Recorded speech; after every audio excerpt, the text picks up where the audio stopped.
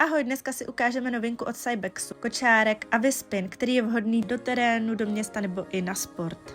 A to právě díky parádnímu odpružení a velkým kolům. Madlo je nastavitelné do několika poloh a je vybaveno ruční zpomalovací brzdou. V horkých letních dnech oceníte odvětrávací síťku ve střížce, která je vlastně XXL, takže super na stínění a voilà, další odvětrávání. Zádovou opěrku lze sklopit jednou rukou do polohy zcela v leže. Integrovaný nánožník zajistí pohodlí i spícímu miminku. To odpružení nás velmi baví a tak se na něj podíváme ještě jednou. A co skládání? To je hračka. Během několika málo vteřin je kočárek složený a krásně se vám vejde do kufru. No a rozložení kočárku netrvá o nic déle. Navíc je kočárek Avispin kompatibilní se všemi autosedačkami Cybex, takže vlastně stačí jenom nasadit a jet. Líbí se vám tahle novinka? Dejte nám to vědět do komentářů.